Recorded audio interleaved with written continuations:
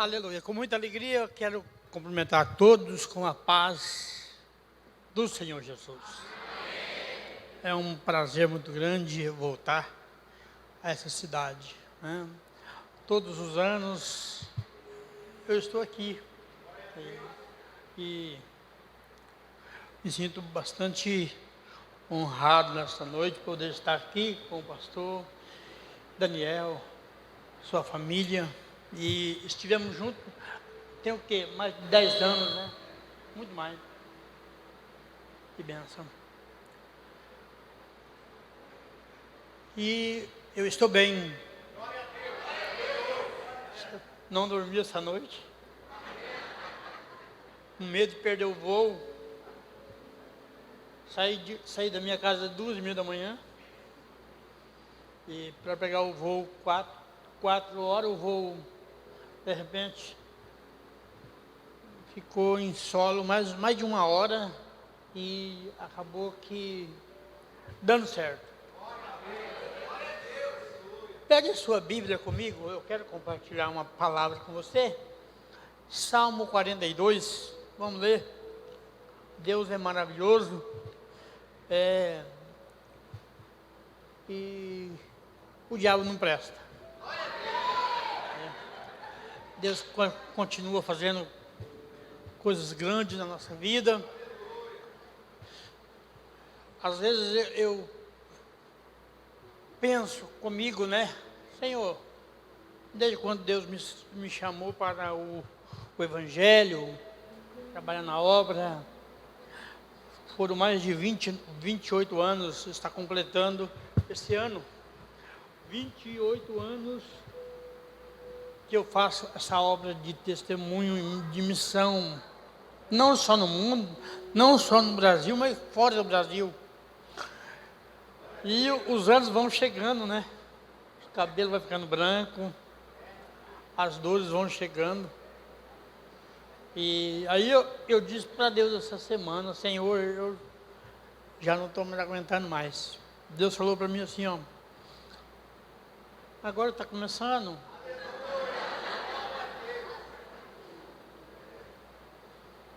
Aí eu lembrei da vida que eu passava, né? As angústias, as coisas que... Aí eu falei, não, Senhor, não está mais aqui quem falou. Estou pronto. Amados, Salmo 46, é um prazer estar aqui com vocês aqui. É claro que a igreja mudou toda, né? Muita gente nova, né, pastor? É uma bênção.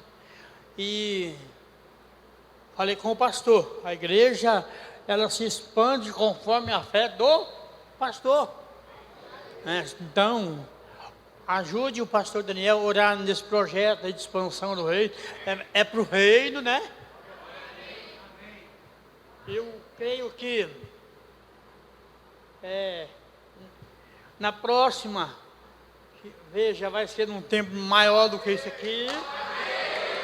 Né? Então, esta é a visão nossa, visão de multiplicar. Às vezes as pessoas me perguntam, pastor, mas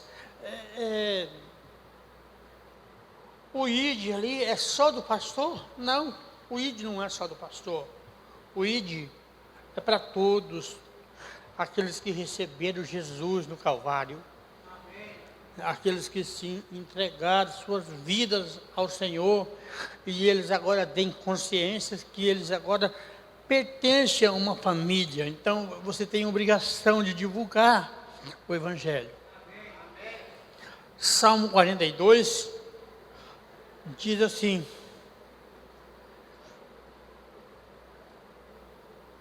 Salmo 42, eu quero ler apenas como ilustração para mim começar a tecer os meus argumentos com relação ao que eu vou dizer aqui. Versículo 1 diz assim: como o servo anseia pelas correntes das águas, assim a minha alma anseia por ti, ó Deus. Verso 2. A minha alma tem sede de Deus, do Deus vivo.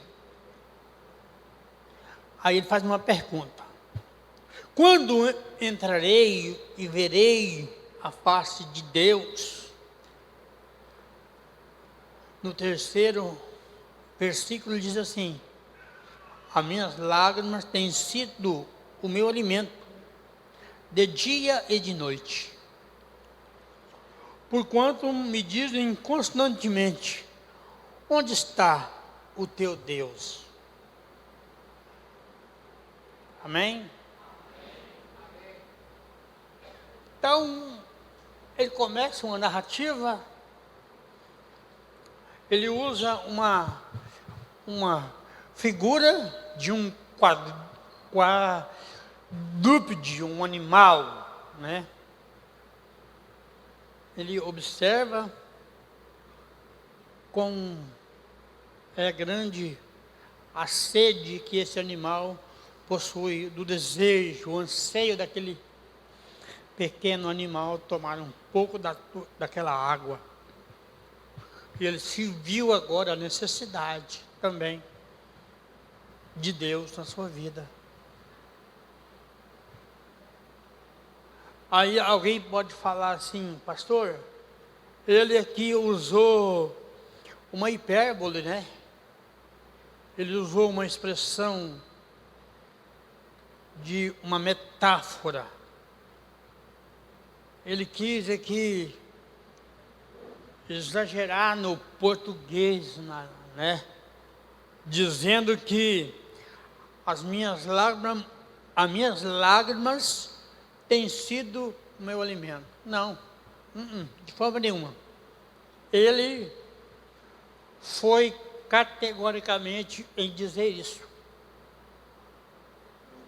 Só quem vive no dia a dia, nos mínimos detalhes em Deus, sabe o que passa. Ninguém mais. Só quem está buscando uma direção, um sonho, porque se fala muito de sonho, não vale nada sonhar, falar em sonho e deixar um sonho engavetado, né? Eu prefiro não sonhar. Para mim, deixar um sonho lá, parado ali, então eu não vou nem perder meu tempo, não vou nem perder o meu sono para sonhar. Por quê? Sonhos já tem o nome de sonhos, você tem que ir para cima. Sonhos conquistados gera ferida, gera noite sem dormir, gera preocupação, muitas das vezes gera angústia.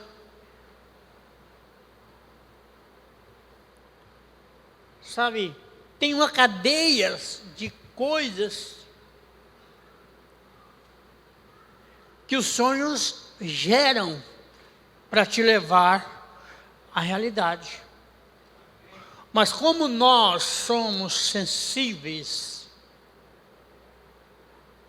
às pressões, às vezes você pede água, na metade, para quase colocar o pé na vitória, você diz assim: não dá, não vou aguentar, vou jogar a toalha.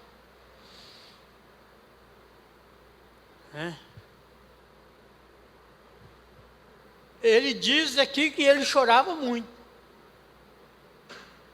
Há tempo de fazer sua cama mergulhar sobre as tuas lágrimas. É claro que você for pegar o Davi lá no Salmo 6, esse salmo era dos filhos de Corá, então as tribos de Levi mencionava essa palavra. Você faz um link com o Salmo 6 e agora vê Davi dizendo assim, Salmo de número 6, verso 6. estou cansado de tanto gemer, olha aí. Ele está dizendo assim, estou cansado de tanto gemer, toda noite eu faço a minha cama, nadar sobre as minhas lágrimas. Olha, os meus ossos estão enfraquecidos, estão arrebentados.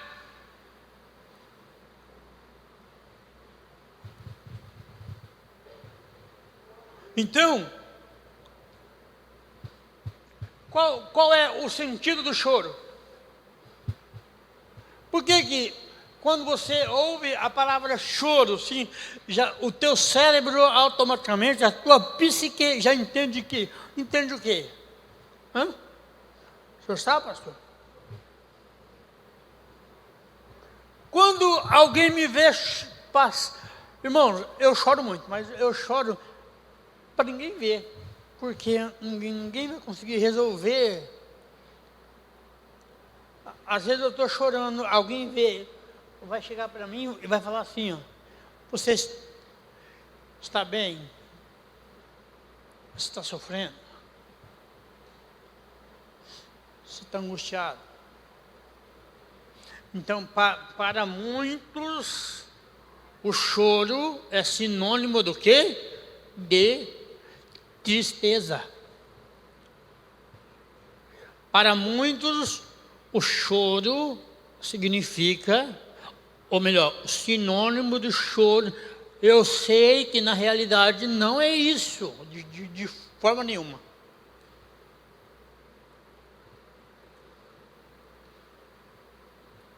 Mas as pessoas entendem assim. Desde quando nós nascemos, a ciência ela comprova que quando você nasce, para o médico saber que o seu pulmão está legal, você nasce chorando.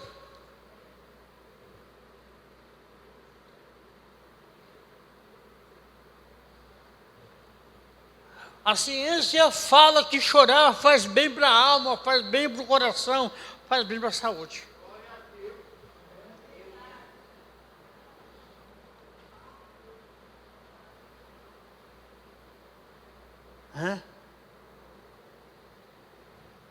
Mas é uma outra mensagem, então daí eu não vou ficar muito ligado aqui a essa mensagem não. Por que eu estou dizendo isso nessa noite, amados? Nos anos 1960, não, vou jogar mais, 1950, a igreja, para não falar lá da igreja primitiva, né? Vamos jogar em 1950. Todos os irmãos, os cristãos, usavam duas armas potentes e poderosas quando ia para as suas congregações adorar o Senhor. Qual que era, pastor? O primeiro era a Bíblia e o segundo era o lenço. Mas por quê, pastor? Porque sabia, olha que conexão, ó. Sabia aonde o povo de Deus se reúne, alguma coisa ia acontecer. Deus falava, o Espírito Santo se apoderava, e não tem coração que suporta quando o Espírito Santo se apodera. Ô irmão, não tem como segurar, deixa eu te segurar. Não tem como segurar. Aí eu vejo a minha história também foi gerada através do choro. Primeiro da minha avó, depois da minha mãe.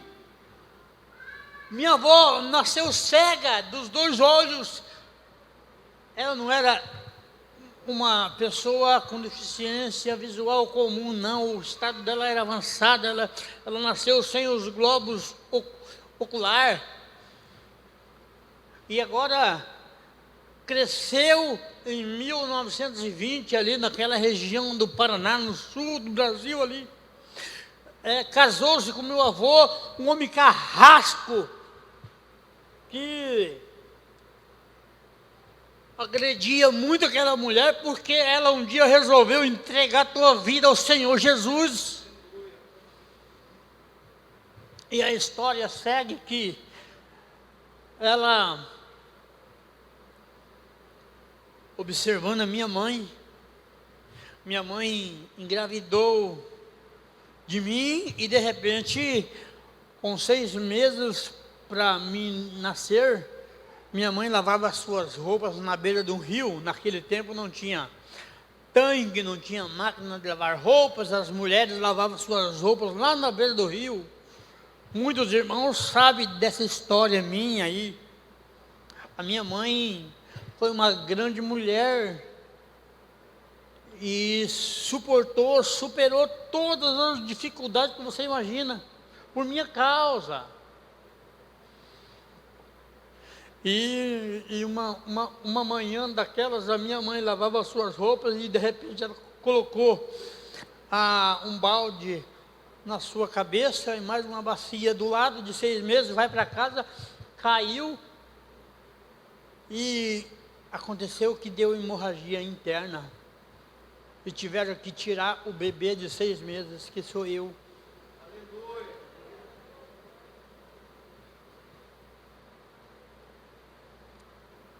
Não houve o que fazer, porque não tinha nem médico. As parteiras foram lá e socorreram a minha mãe. Arrebentou toda a barriga da minha mãe. Não teve como nem fazer nada. O médico era muito longe, não tinha o que fazer. Quando levaram aquela criancinha pesando menos de 400 gramas para o hospital, junto com aquela mulher, o médico disse assim: olha, nós vamos colocar ele aqui numa câmara intubadora para ver se ele consegue ganhar pelo menos um pouco de peso, um pouco de cor, para ver pelo menos um ciclo de 9 meses. E assim foi. Mas enquanto isso, a minha avó, lá no seu quarto, dizendo: Deus, tenha misericórdia. Senhor, eu te adoro, eu te sirvo, e eu quero que o Senhor faça uma obra na minha casa, e restaura o meu neto, Senhor, liberta ele, tira aquela alma, não deixa o diabo tomar, porque ele é seu. E o Senhor ouviu a oração daquela mulher, e depois de completar os 90 dias no hospital, os médicos chamam meu pai, a minha mãe diz assim: seu filho está com alta, pode levar ele para casa. Vou resumir porque é muitos dados, é muitas informações, não consigo passar em 2 noites.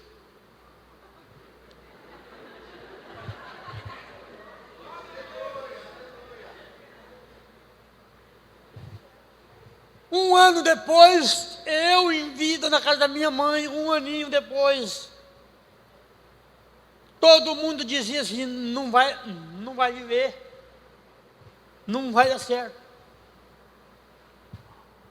5 anos depois, a medicina descobre que eu sou possuidor de uma doença incurável pela medicina. Aí chocou todo o coração da minha mãe. Sabe, é duro uma mãe chegar no hospital e ouvir do médico dizer assim: o seu filho tem uma sequela, uma paralisia no cérebro, e ele está condenado para nunca mais andar.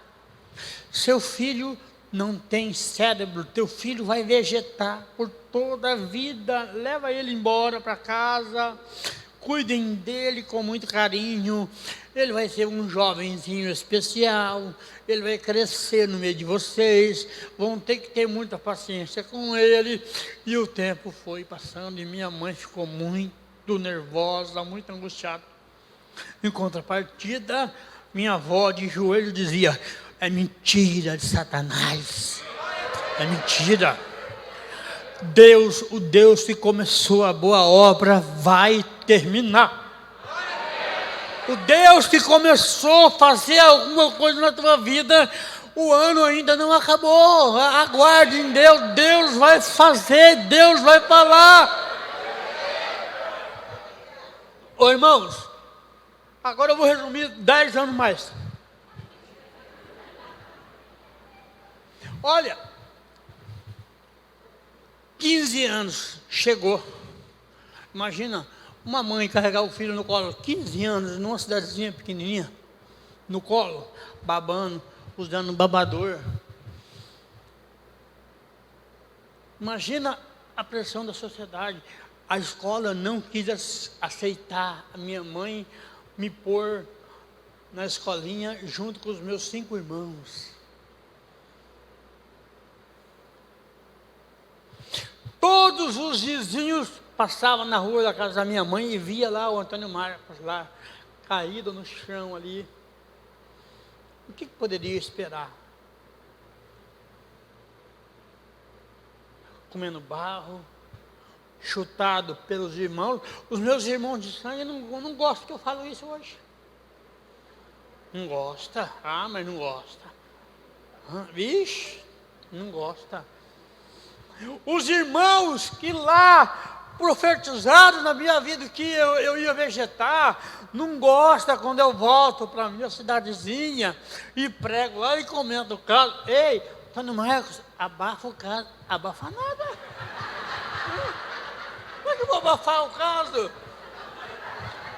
Vocês me humilharam, vocês me jogaram na sarjeta, mas o Senhor me levantou.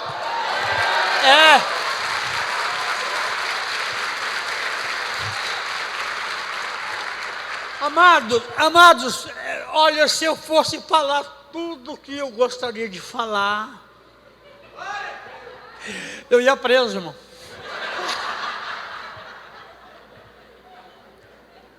Às vezes eu dou umas pauladas nas minhas redes, no meu Facebook, e aí chega a lasca, então daí eu tive que diminuir um pouco.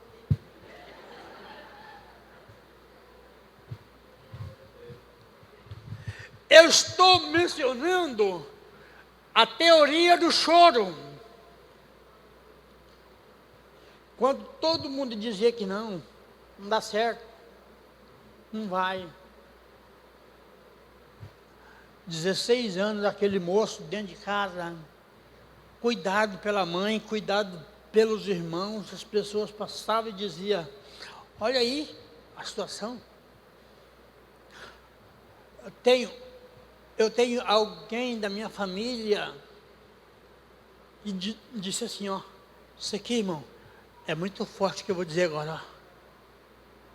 Alguém da minha família chamou a minha mãe e disse assim, ó, a senhora errou, tia. Por que a senhora não abortou?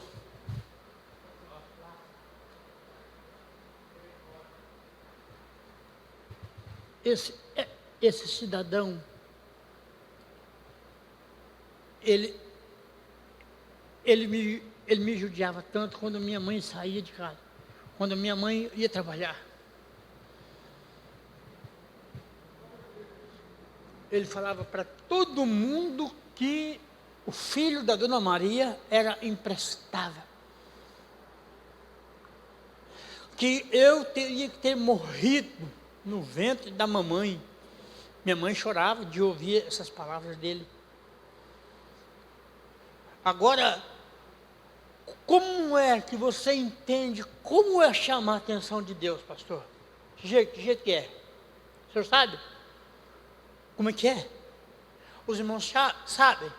Como é que eu consigo atrair Deus para mim, irmão? Como é que eu faço para chamar a atenção de Deus? Alguém diz assim, ó, se eu ofertar a chave do meu carro lá no gasofilácio, eu vou conseguir atrair? De jeito nenhum. Se eu colocar lá um valor lá magnífico, lá que eu vou atrair? De forma nenhuma. Se eu colocar Você colocar tudo que você tem em matéria, você não vai conseguir chamar a atenção de Deus, coisa nenhuma. Eu consigo visualizar esse exemplo da minha avó, cega de nascença. Quando eu nasci, ela tinha 75 anos, ela orou 15 anos, foi para 90 anos. Ela não abriu mão do seu sonho. Qual era o sonho da minha avó? Abraçar o seu neto de pé. Qual era o segundo sonho da minha avó? Me ouvir falar. Mas como?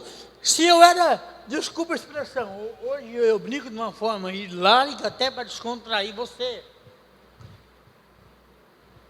Eu não parava em pé, irmão.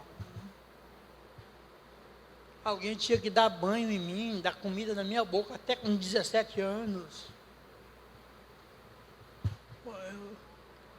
A última vez que nós jantamos, pastor, eu lembro, eu te falei isso mesmo.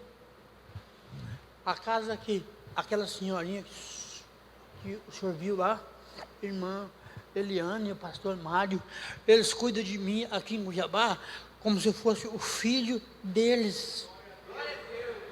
A irmã, a pastora, o dia que o senhor for lá para almoçar, o dia que o senhor e a pastora for lá, o senhor vai observar. Toda hora do almoço, a irmã Eliane corta a carne desse tamanhozinho para mim, assim, ó, vai picando. Uma vez eles me levaram para almoçar no shopping, num shopping aqui, não sei qual shopping que é. E aí, os irmãos ali e tal, as pessoas observando o carinho que essa família tem comigo, foram lá perguntar, escuta, o que esse rapaz é seu? É seu filho? Ele é nosso filho. Lá na Turquia, esse casal estava me acompanhando lá na Turquia, nas 7 igrejas da Ásia, eles me levaram para pregar lá. Um juiz, eu não vou falar o nome dessa excelência daqui de Cuiabá, estava na nossa caravana.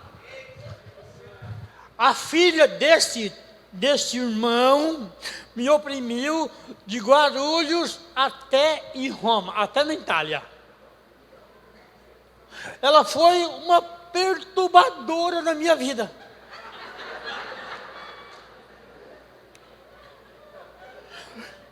E não tinha anunciado quem seria o pregador lá da igreja da Ásia, Laodiceia. Quando anunciaram que um tal de Antônio Marcos, do sul do Brasil, ia pregar na igreja de Laodiceia, eles ficaram prestando atenção no que eu ia falar. Aí o juiz falou para a filha, escuta, eu perdi a minha viagem. Vim aqui para ouvir um cara desse falar. Ela torceu o nariz assim, pai, eu tentei tirar alguma coisa dele, mas não consegui não. Ela tentou conversar comigo no voo. Ela tentou fazer umas perguntas para mim, eu fiquei quieto. Respondia só o necessário, e pronto, acabou.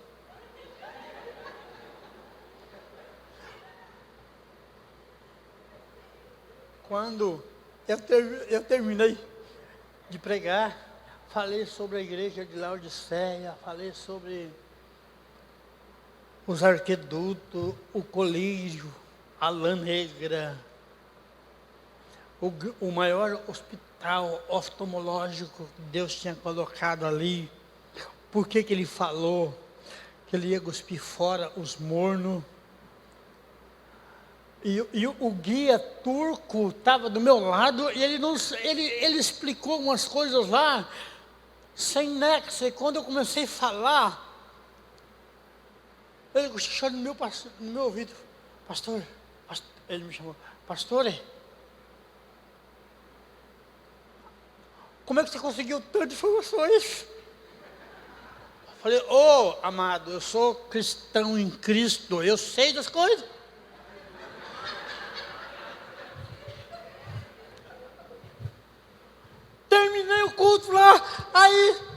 veio alguém no meu ouvido. Pera aí, irmãos, eu vou voltar no testemunho lá, mas isso aqui eu tenho que falar. Os irmãos veio no meu ouvido, falaram para mim assim: Antônio, tem mais de 100 pessoas querendo oração, tá na fila aí. Falei, não tem problema, eu vou orar. Aí chegou um outro irmão e falou: não, pastor, não é oração não. Eles não querem saber de oração não, eles querem pedir perdão.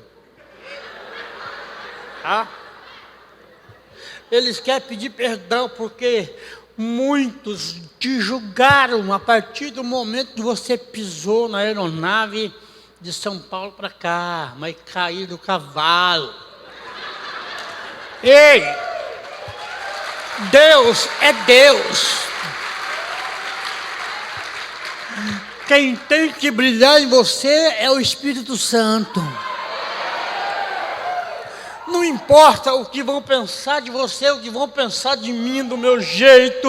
Eu quero é Deus, o resto que se exploda. Hein? Olha para cá. Vem aqui comigo aqui agora. Vem cá, vem cá. Vamos contar a história da minha avó. 17 anos, a minha avó lá de joelho. Senhor, o meu dia está chegando, Senhor. Não deixa eu ir embora sem que eu sinta o meu neto nos meus braços.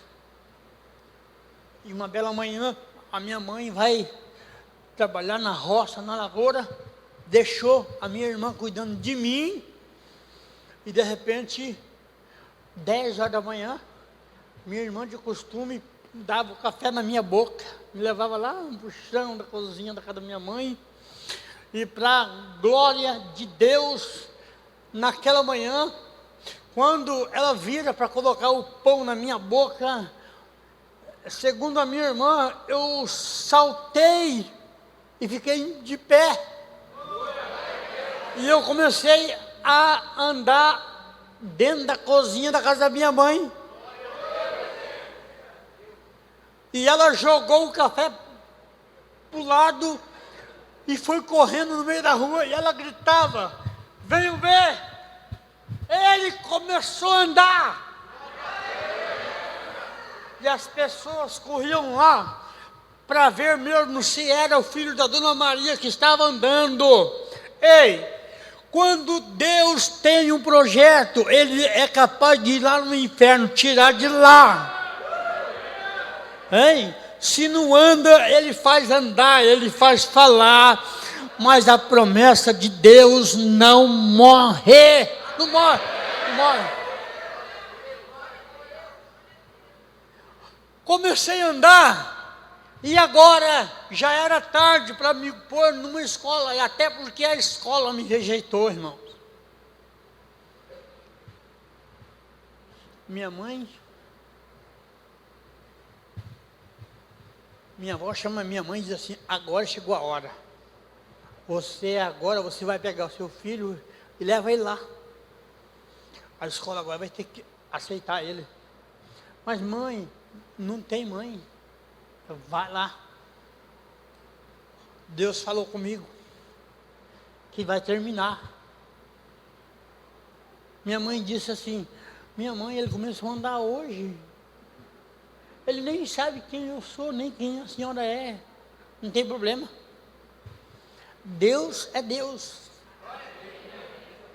Vai a minha mãe de novo, lá na escolinha. E com muito custo me colocou para estudar.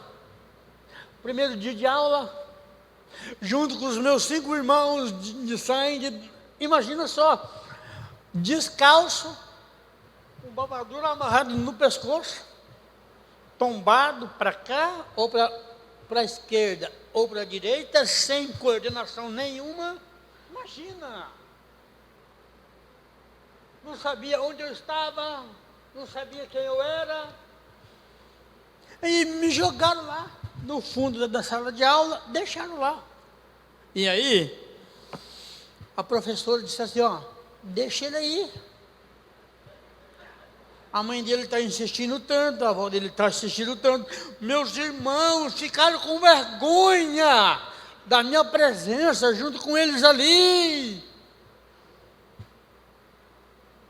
Por isso eu ensino meus dois meninos, meus dois rapazes, sobre o amor ao próximo.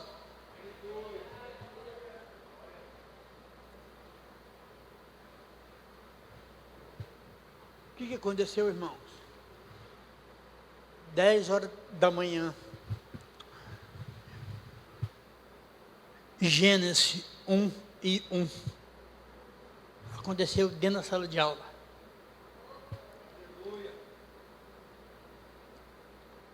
O que diz lá em Gênesis 1:1? No princípio, os céus e a terra era sem forma e vazia, e o que mais? Havia o quê? Não pode soltar aqui no telão, não? Se alguém, eu quero que vocês acompanhem comigo, se alguém puder colocar aqui, agradeceria demais. Gênesis 1:1, você vai ver, que coisa linda, olha só. Acompanhe, irmãos, isso é por isso, querido, que eu não posso voltar a retroceder a minha vida. É por isso que Deus não permitiu que eu viesse trabalhar um dia para o homem natural. Porque o que Deus fez na minha vida, irmão, não há dinheiro que paga no mundo. Não há. Olha, Gênesis 1:1, vai soltando os versículos aí. No princípio, Deus criou o céu e a terra. E a terra era sem forma e vazia. Havia trevas sobre a face do abismo, e o Espírito de Deus se movia sobre a face das águas. E disse Deus, isso é que eu amo. E disse Deus, haja luz, e houve lá atrás, como era feita a terra, sem forma e vazia. Havia o que na terra? Escuridão. Como era feita a vida do Antônio? Era vazio. Não pensava, não processava, não tinha valor para nada. Vivia uma vida obscura, nas doenças, na sarjeta. Os irmãos pisavam por cima daquele rapaz ali. Passavam as pessoas na rua, apontavam com o dedo e dizia assim, olha lá o filho da Dona Maria. Me condenavam, me julgavam. Lá na sala de aula, aconteceu isso aqui, ó. Deus, Ele vai com o seu olhar de misericórdia. Deus, minha avó, consegue atrair o olhar de Deus. 17 anos de oração. Deus, liberta o meu neto, Senhor. Ei, será que não está na hora de você falar, Senhor, liberta a minha casa, Senhor. Senhor, meu esposo, minha esposa, minha casa precisa da tua mão. Deus, a minha casa precisa da tua mão, Senhor. Lá na sala de aula, sabe o que aconteceu lá? O Espírito de Deus, Ele fez uma transferência.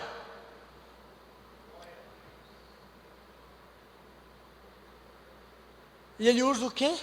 A mesma luz da criação.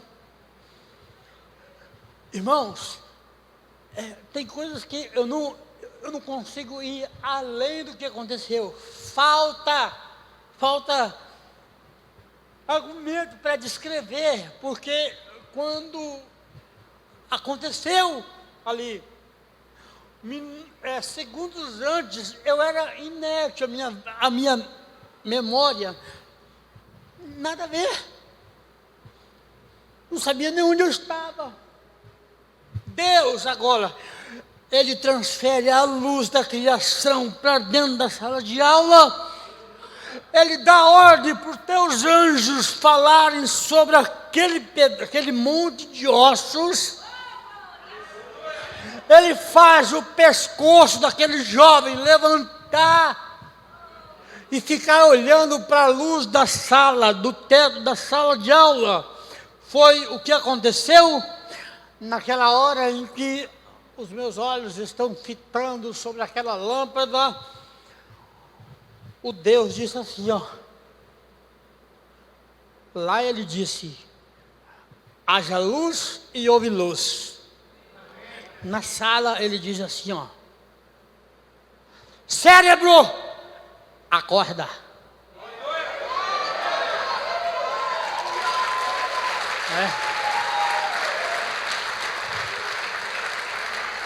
Ele diz assim, ó, que haja memória. Que haja conhecimento. E aí? Isso aqui, ó, é forte, ó. Nem a medicina consegue dissolver isso aqui, consegue digerir isso aqui, ó. Você está preso há 17 anos, de repente, fração de segundo, pá! Teu cérebro é ativado dentro da sala de aula. E você acorda no meio de uma sala de 40 alunos, toda colorida, como se tivesse aqui os irmãos aqui, ó. As roupas dos coleguinhas colorido. O ambiente diferente, as vozes que eu ouvi agora das crianças que estavam comigo ali. Irmãos, isso aqui é sobrenatural.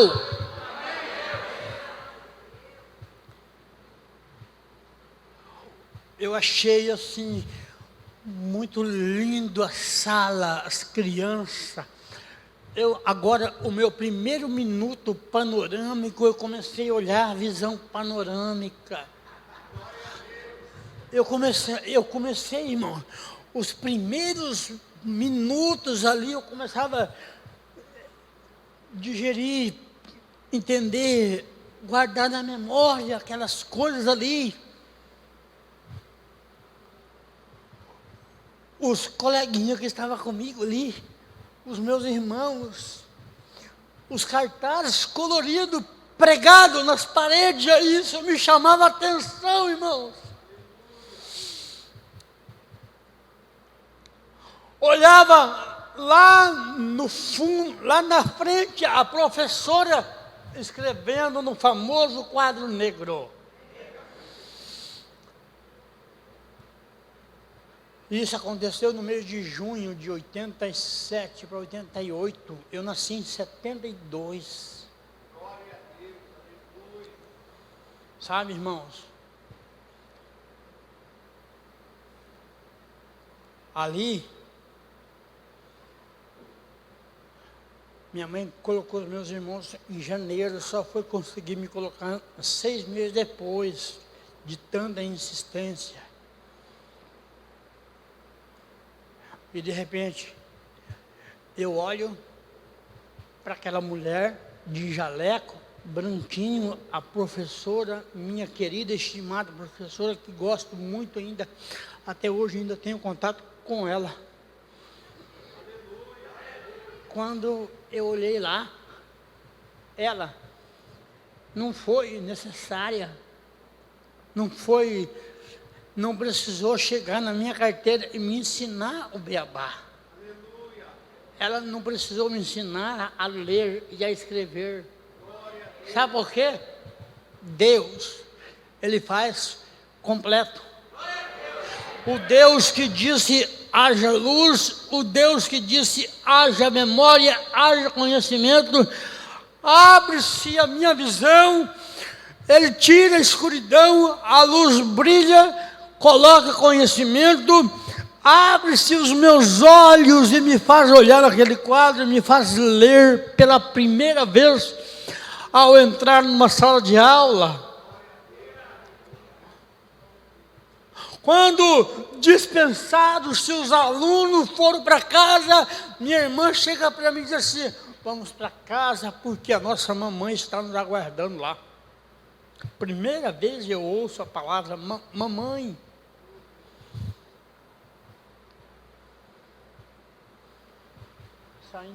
Saindo em direção à nossa casa,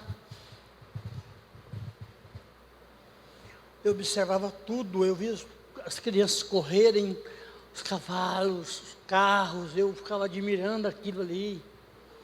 Eu estava vendo aquilo pela primeira vez. Para mim agora era fantástico, fenomenal ver as folhas das árvores se moverem. Minha irmã me puxando para casa. E teve um momento que eu soltei a mão daquela moça e comecei a olhar para cima. Avistei um pássaro, um pardal, num fio de alta tensão. E aquele pássaro assoviava. Ele cantarolava. Ele abria suas asas. E agora, aquele assovio daquele pássaro chegava nos meus ouvidos. E era decifrado em frase, e me dizia assim: filhinho, agora você é como esse pássaro, você está livre para andar, como ele está livre para voar, você está livre para falar, como ele está livre para cantar. E o Senhor diz assim, ó, lá em João 8, diz assim, ó, o que diz lá? 8:36, se pois o Filho vos libertar, verdadeiramente sereis livres. É como o pastor falou aqui, nós somos livres na pessoa de Cristo. Erramos, mas o sangue do Cordeiro nos purifica de todo pecado. Aleluia! Querido, nunca mais eu fui a mesma pessoa.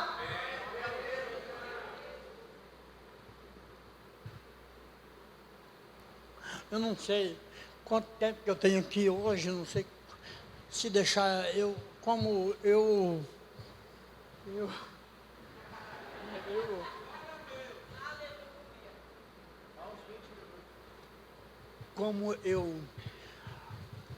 aprendi a conversar perfeitamente aos 24 anos, então agora eu quero falar para descontar, né?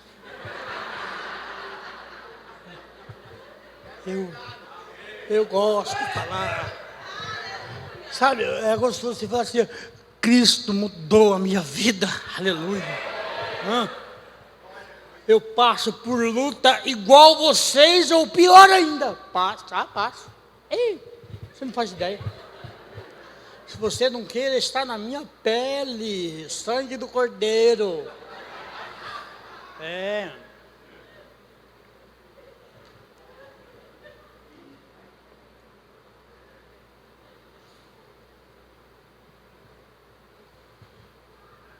O pai morreu, a mãe morreu.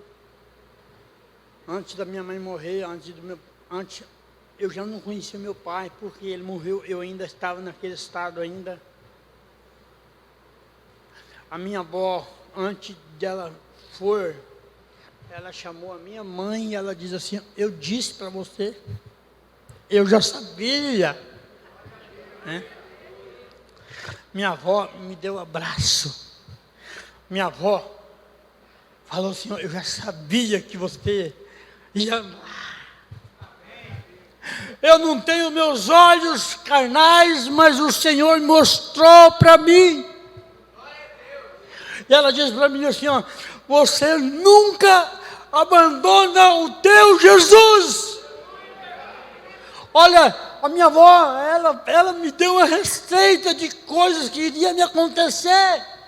Seus irmãos vão abandonar você, a cidade vai abandonar você, você vai ser pisoteado, você vai ser discriminado, mas olha, Jesus é na tua vida, meu filho.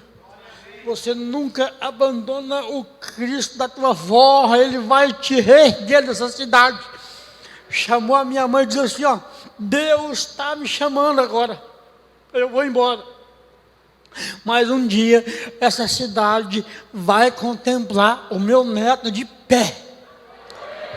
E um dia, Deus vai fazer do meu neto um pregador do Evangelho para pregar neste Brasil e fora deste Brasil. Minha avó chama minha mãe e diz assim, ó, e um dia o meu neto, ele vai ser um doutor que vai defender o Evangelho. Ô irmãos, e alguns dias depois o Senhor leva a minha avó embora. Tudo o que ela profetizou aconteceu. A família me abandonou, a minha mãe morreu, a avó. E os meus irmãos me deixaram naquele interiorzinho ali, na casa que a minha mãe tinha deixado, casa de madeira. Levaram metade da casa no caminhão, deixaram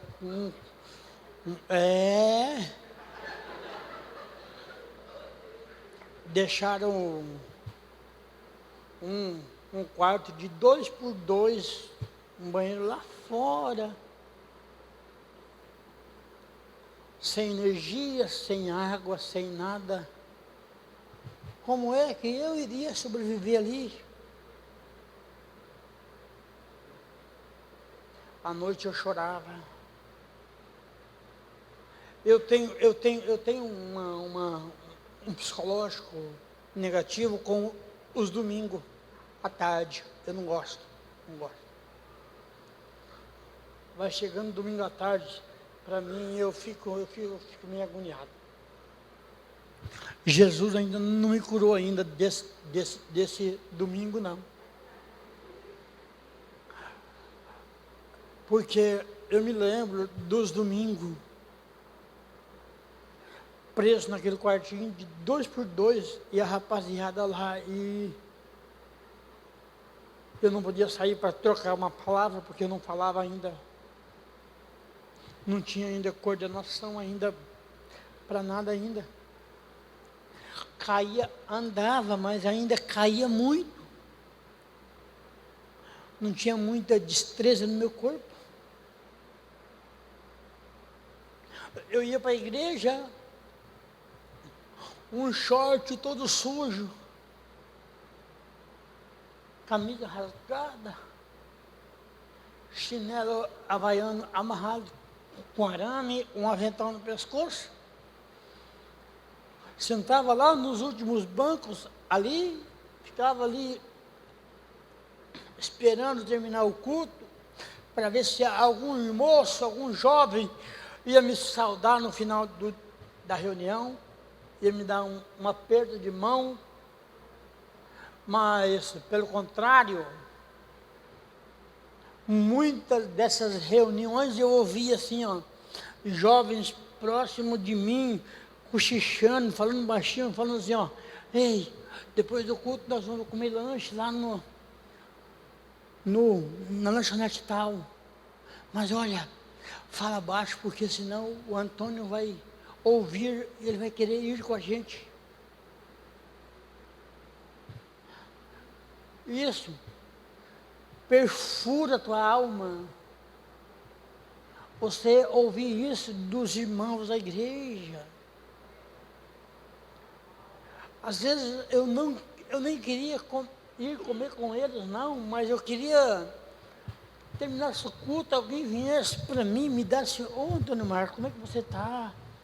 A paz de Jesus na tua vida. Entrava para dentro daquele quarto sem energia elétrica, ligava a luz de lamparina. Quem conhece lamparina aqui? Movida com querosene? Pelo amor de Deus, misericórdia.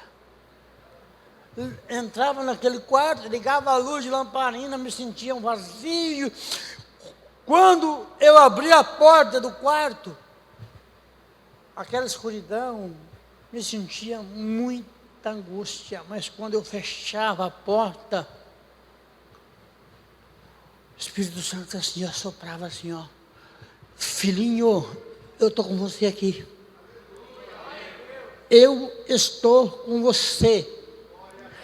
Eu te consolo, eu sou teu amigo. Ainda que o teu pai, a tua mãe, os teus amigos desamparar você, eu não vou desamparar você. Eu ouvia o Senhor falar comigo naquele quarto por muitas noites. Pegava os meus livros e aí eu ia ler, eu ia estudar, porque eu não tinha o que fazer.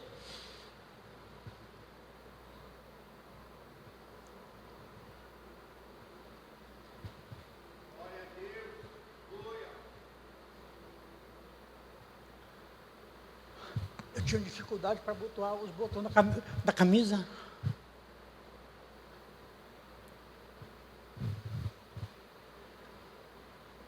O interior, a gente pega muito bichinho de pé, né?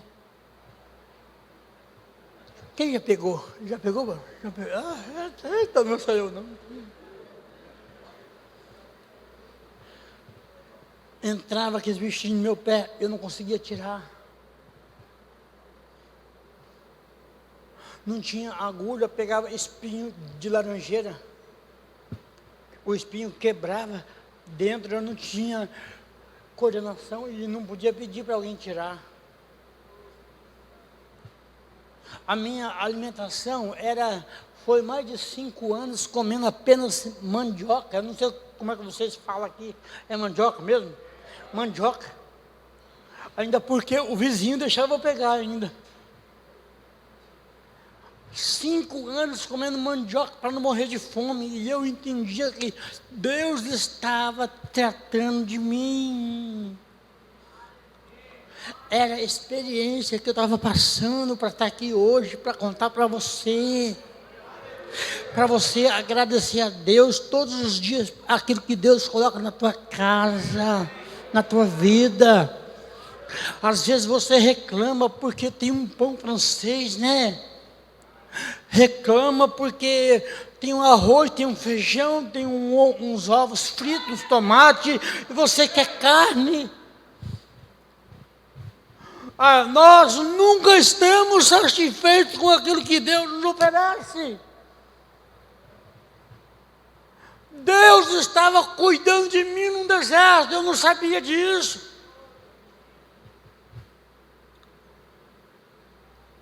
E agora, sabe quando que a cidade foi reconhecer o Antônio Marcos? Quando a cidade... mas Deus mandou uma cajadada na cabeça de cada um ali, que foi para arrebentar. Foi. Mas eu tive que fazer a minha parte. Irmão, eu não sou bobo. Eu não aguentava pegar peso, não aguentava fazer nada. O que eu ia fazer? Eu ia estudar, eu ia ler. Catava os livros, ia lá no meio da roça, sentava lá, jejuava na marra, porque não tinha o que comer. Na marra.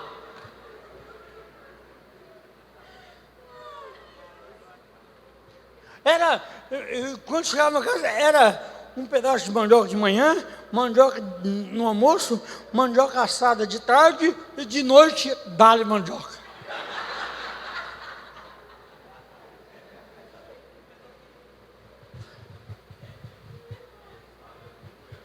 Eu fui prestar vestibular, peguei carona em cima do caminhão. O motorista foi tão assim, eu não vou julgar não, porque, né, mas ele foi muito desumano. Andei 100 quilômetros na carroceria de um caminhão para ir prestar vestibular. Eu não fazia isso nem com cachorro, mas era o processo. Eu não podia correr no processo. Alguém não aceitava isso, mas eu tinha que aceitar. Fui lá, me inscrevi no vestibular, público, faculdade estadual, 5.000 candidatos, só eu lá. de bobinho lá. Cara chatada, cara de retardado. É assim que o povo me chamava. Pescoço tombado pra cá, um babador amarrando o pescoço. Ei, imagina, querido, imagina, você ter um filho assim, imagina o que a minha mãe sofreu comigo naquela cidadezinha ali.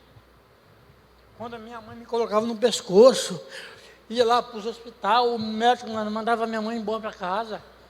Leva embora, não tem jeito não. Imagina um moço chegando na fila de vestibulando, não me rela, não me toca, né? Os filhinhos de papai, os playboyzinhos da vida, tava lá. As garotinhas cheirosinhas, tudo pozinho de arroz, lá não queria nem conversar. Cada loira bonita que tinha lá, rapazes, tudo da alta, mas estava lá também o Filho de Deus, o Antônio. Estava lá também o Mefibosete da vida, estava lá. Aleluia! 5.000 candidatos, vamos disputar 25 vagas. Deus vai lá e fala assim, ó, eu vou te dar uma dessa daí. Me colocou em 9º lugar, eu falei, chupa essa aí, cão.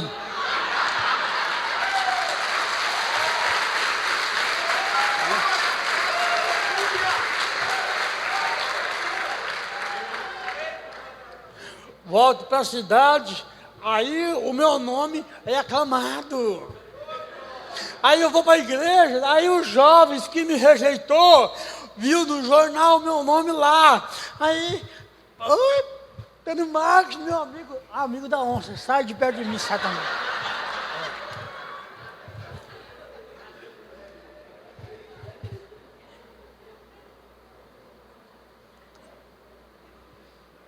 Aí a igreja começou a me dar valor, irmãos. Aí, irmãos, a cidade começa a ver, irmão, a diferença. O profeta Malaquias diz assim, ó, e verás o quê? E verás a diferença naquele que serve a Deus e naquele que não serve a Deus. E Deus falou no meu coração que o momento meu chegou. Eu vou parar. Deixa para amanhã. Quer ouvir mais? Vocês querem ficar aqui até meia-noite? Deixa para amanhã um pouquinho, né?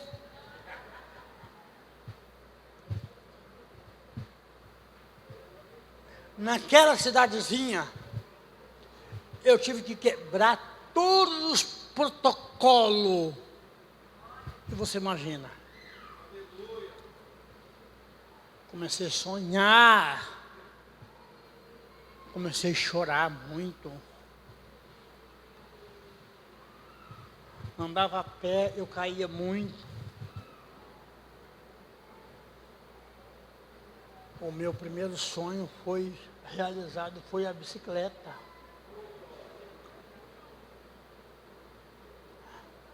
Com 25 anos, queria andar de bicicleta. E olha, eu esqueci de relatar aqui que eu fui aluno da APAI durante 12 anos. Eu era considerado menino da APAI. E todo mundo me conhecia como Marquinho da APAI. Ô irmãos, o que você vai fazer ali? Eu não tinha um amigo para me apoiar. Eu não tinha o meu pai, mas eu não tinha os meus irmãos.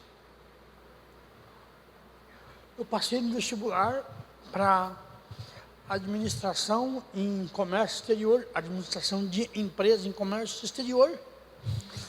E 4 anos eu ia para a faculdade de ônibus da prefeitura.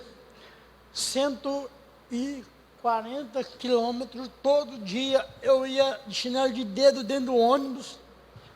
Olha, não teve uma pessoa que falasse assim: Antônio, eu vou patrocinar um tênis para você ir.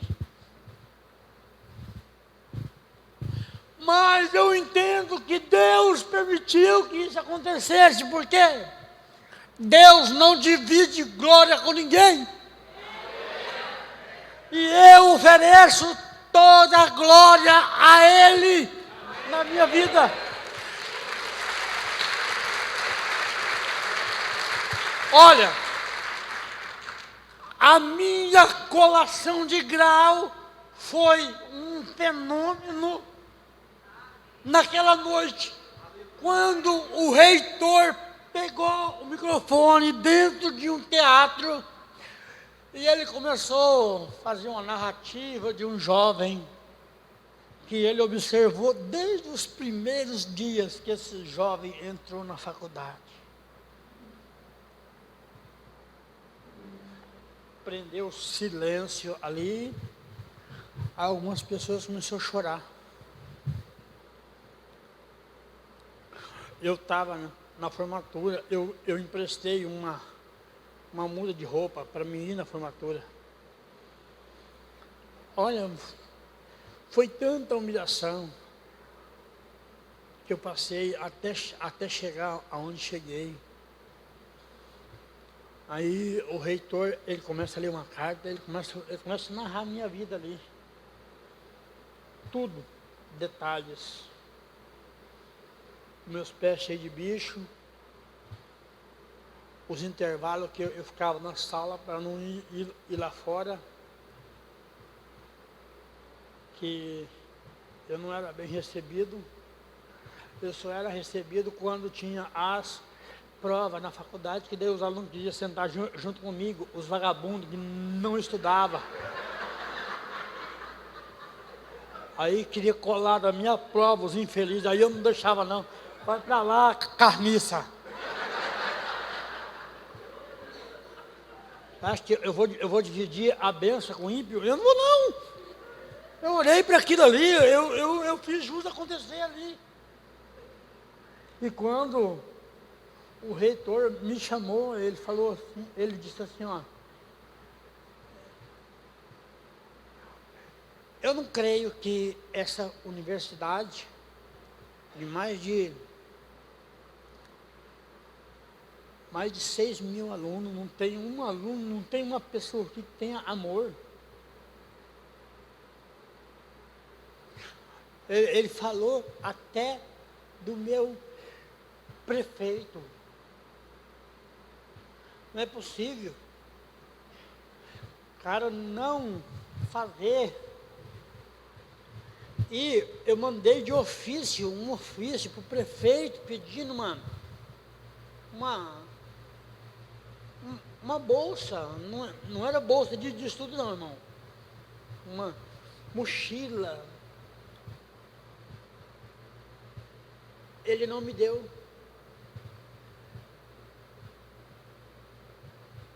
Aí eu te pergunto para você, jovem.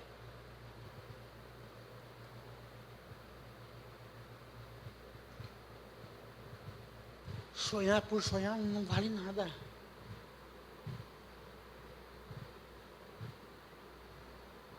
Você acha que querer é poder?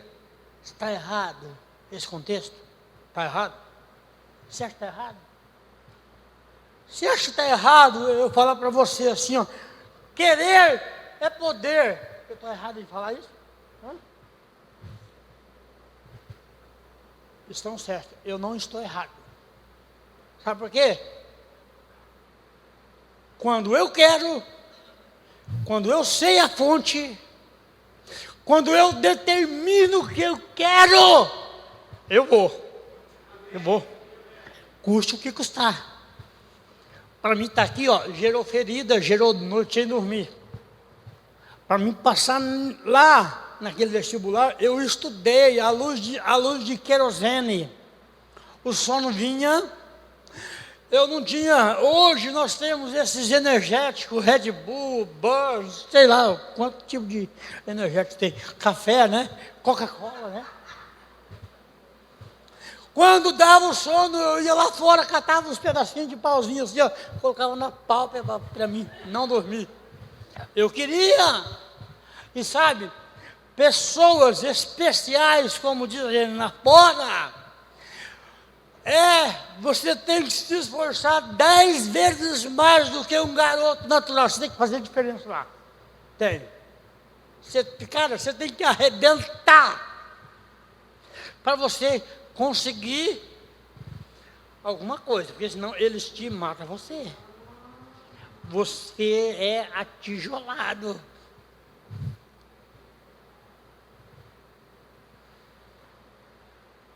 Tá bom por aqui hoje? Quer ouvir mais? Que Deus abençoe vocês.